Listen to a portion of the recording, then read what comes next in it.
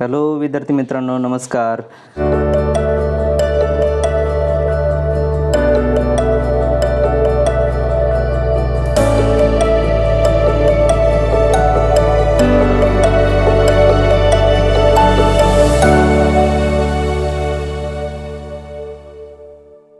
चला तर आज आपण उदाहरण नंबर 12 जे की ऑल पार्टनर इन्सॉल्वंट यावर आधारित आहे. यामध्ये दोन भागीदार दिलेले शाश्वत आणि शिव, आणि ह्या दोघांचा रेशो कसा आहे? इक्वल. काय म्हटलं तर इक्वल, म्हणून मी इथं वरती लिहून घेतो पुन्हा. यांचा रेशो कसा आहे? ते इक्वल रेशो आहे, समान रेशो आहे. पण जो काही नफा तोटा होईल त्यांना कसा वाटला जातो? समान वाटला जाणार आहे. आता या उदाहरणामध्ये सांगितलं बघा, लायबिलिटी साईडला सांगितलंय शाश्वत कॅपिटल अकाउंट किती रुपये? 6000. म्हणजे आता लायबिलिटी साईडला याचा अर्थ काय करायचं आहे? पार्टनरचं कॅपिटल बॅलन्सेस पहिल्यांदा आपल्याला काय करायचे? लिहून घ्यायचे. मग क्रेडिट साईडला पहिल्यांदा म्हणणार आहे बाय बॅलन्स ब्रॉड डाऊन किती रुपये? शाश्वतचा सांगितला होता 6000, म्हणून शाश्वतच्या कॉलममध्ये किती घेतले? तर 6000 रुपये घेतले. आता शिवचा क्रेडिट बॅलन्स दिलेला नाही. शिवचा आपण ॲसेट साईडला बघू, डेबिट बॅलन्स दिलेला आहे, म्हणून शिवच्या कॅपिटल अकाउंटच्या कुठे घेणार आहे? आपण डेबिटला घेणार आहे. म्हणून इथं म्हणूया टू बॅलन्स ब्रॉड डाऊन. आता शिवच्या कॉलममध्ये किती? तर 12000 रुपये. मग इथं घेतले 12000. म्हणजे या उदाहरणामध्ये काय केलंय? एका भागीदाराचा डेबिट बॅलन्स आहे आणि एका भागीदाराचा क्रेडिट बॅलन्स आहे. जसा बॅलन्स दिला होता तसा आपण काय केला? लिहून घेतला. त्यानंतर आता पुढे बघा, लायबिलिटी साईडला जाऊ. क्रेडिटर्स म्हटलं होतं किती रुपये? म्हटलं तर क्रेडिटर्स 39000 रुपये. आता तुम्हाला माहिती आहे, जेव्हा ऑल पार्टनर इन्सॉल्वंट होतात अशा धर्तीवर आधारित जर हे उदाहरण असेल तर त्या उदाहरणामध्ये लायबिलिटी आपण रिलायझेशन अकाउंटला ट्रान्सफर करत नाही, तर त्यासाठी स्वतंत्र अकाउंट ओपन करतो. म्हणून इथं क्रेडिटर्स अकाउंट आपण तयार केलेलं आहे. याचा क्रेडिट बॅलन्स आहे, म्हणून क्रेडिट साईडला आपण काय म्हणणार आहे? बाय बॅलन्स ब्रॉड डाऊन किती रुपये? तर 39000 रुपये. किती रुपये बॅलन्स आहे? 39000. तोही आपण काय केला? लिहून टाकला. त्यानंतर पुढं ॲसेट साईडला म्हटलं तर कॅश ॲट बँक किती रुपये? तर 3000 रुपये. म्हटलं तर कॅश ॲट बँक किती होते? 3000 रुपये. म्हणून बँकेच्या डेबिटला आपल्याला लिहायचं आहे टू बॅलन्स ब्रॉड डाऊन किती रुपये? तर 3000 रुपये. तोही आपण बॅलन्स काय केला? बँक अकाउंटच्या डेबिटला लिहून घेतला. त्यानंतर आता आहे ॲसेट्स. ॲसेट्स आपल्याला काय करायचे आहे? रिलायझेशन अकाउंटच्या डेबिटला ट्रान्सफर करायचे आहे. जेव्हा आपण बॅलन्स शीटमधून ॲसेट रिलायझेशनला ट्रान्सफर करतो त्यावेळेस एंट्री होते realisation account debit to each assets account. म्हणून रिलायझेशन अकाउंटच्या डेबिटला इथं मी म्हणतोय to sundry assets account. To sundry assets account कोणकोणते आहेत? पहिल्यांदा म्हटलं तर प्लांट अँड मशिनरी. मी इथं घेतले प्लांट अँड मशिनरी. रक्कम किती होती? तर 14750. हे घेतले 14750 रुपये. त्यानंतर होतं फर्निचर. मग फर्निचरची किंमत किती होती? तर 4000. तेही आपण इथे घेतले 4000 रुपये. पुढची ॲसेट होती डेटर्स किती होते? 5000 रुपये होते, म्हणून तेही 5000 रुपये आपण घेतले. आणि आणखी एक मालमत्ता होती स्टॉक. तर स्टॉकची किंमत दिली होती 6250. मग इथे घेतले 6250.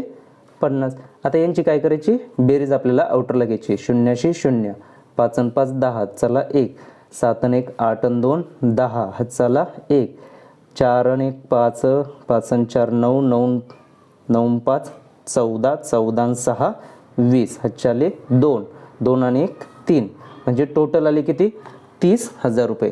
किती आले टोटल? यांची बेरीज किती आली? 30000. तर ते आपण इथे काय केली? आउटर कॉलमला लिहून टाकली. त्यानंतर पुढं काय सांगितलं होतं बघा. आता पुढं म्हटलं तर बघा, due to weak financial position all partners were declared bankrupt. काय म्हटलं तर बघा, हे जे काही फिनान्शियल पोझिशन कशी आहे? वीक असल्यामुळे सगळे भागीदार काय झाले? बँकरप्ट झाले. म्हणजेच काय? इथे तुम्हाला बँकरप्ट शब्द येईल, बरोबर की नाही? इनसॉल्वंट शब्द येईल. याचा अर्थ काय? तीनही भागीदार काय झाले? इन्सॉल्वंट झाले, दिवाळखोर झाले. ते व्यवसायासाठी आवश्यक असणारी जी काही देयता आहे ती व्यवसायाची देयता देण्यासाठी समर्थ ठरले नाही. त्यासाठी आता पुढे माहिती दिलेली बघा. The assets were realise as follows. मालमत्ता खालीलप्रमाणे विकल्या. मग कोणकोणत्या मालमत्ता विकल्या?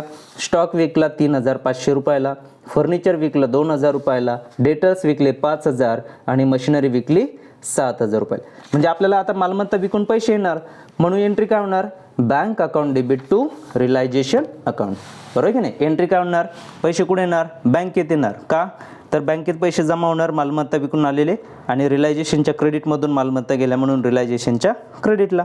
म्हणून आपली एंट्री काय बनणार, bank account debit to realisation account. काय एंट्री होते, bank account debit to realisation account. मग आपण आता काय करूया, रिलायझेशन अकाउंटच्या क्रेडिटला बाय बँक अकाउंट. ओके, आता कोणकोणती मालमत्ता विकल्या, तर पहिल्यांदा सांगितलं तर स्टॉक विकला, लिहून घेऊ आपण. स्टॉक किती रुपयाला विकला, तर 3,500 रुपये.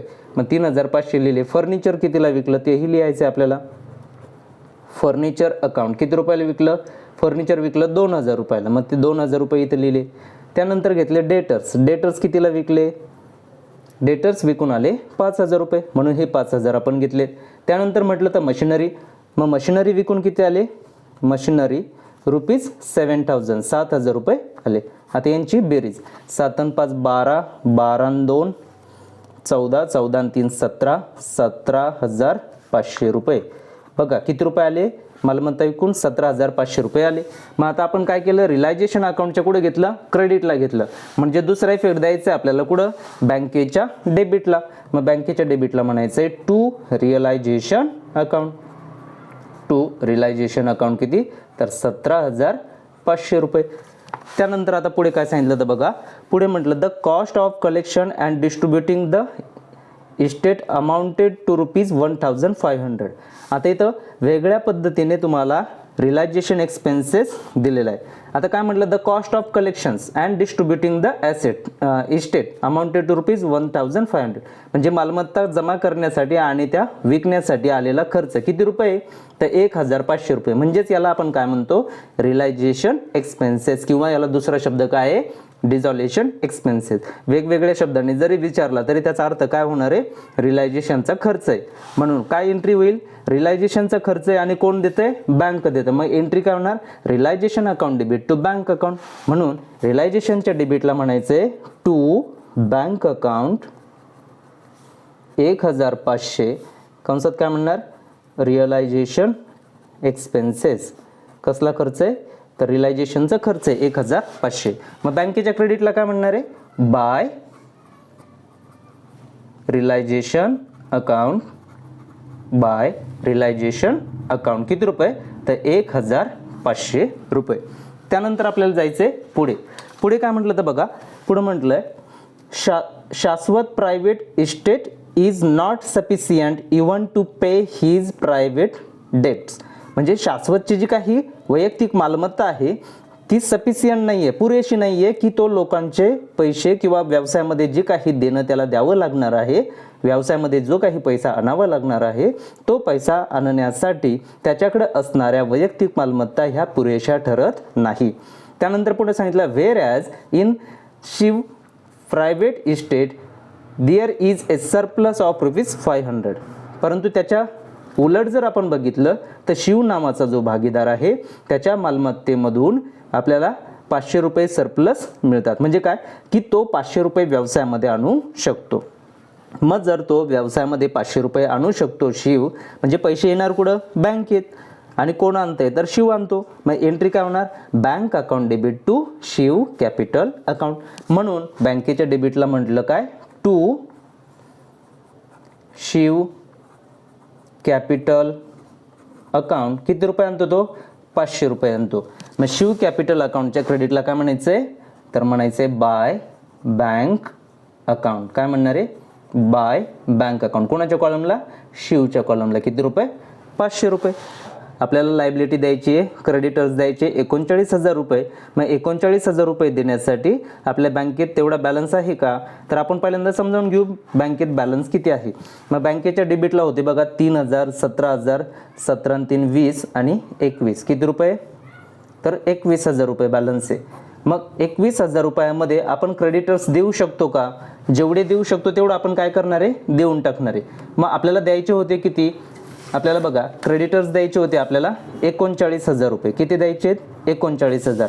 आणि आपल्याकडे रुपये आहे किती, 21. त्या 21 मधून पण आपण किती रुपये खर्च केलेले आहेत, बघा किती रुपये होते बँकेत, 21,000 होते. त्यातले पण 1,500 रुपये खर्च झालेले आहेत, रिलायझेशनचा खर्च आपण दिला, म्हणजे शिल्लक किती राहिले, तर शिल्लक राहिले 19,500 रुपये.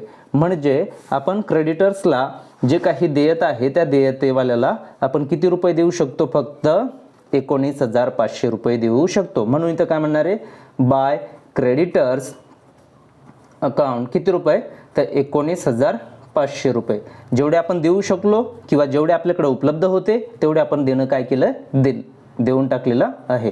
म्हणजे इथं बँक अकाउंट काय होणार, 21,000 रुपयाला टोटल होणार. आता जर बँकेच्या क्रेडिटला मी म्हटलं बाय क्रेडिटर्स अकाउंट, याचा अर्थ क्रेडिटर्स अकाउंटच्या डेबिटला मला म्हणायचंय टू बँक अकाउंट. काय म्हणायचंय, टू बँक अकाउंट 19,500 रुपये. त्यानंतर आपण जाऊया रिलायझेशन अकाउंट क्लोज करण्यासाठी.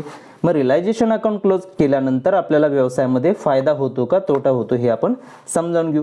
बघा, डेबिट साईड होती 31,500 रुपये. डेबिटला किती आले होते, 31,500. क्रेडिटला सुद्धा किती यायला पाहिजे, 31,500 यायला पाहिजे. मग आता क्रेडिट साईड होती 17,500. मग 31,500 मधून 17,000 जर गेले तर शिल्लक किती राहतात बघा, 31,500 मधून 17,500 गेले, 5 गेला 0.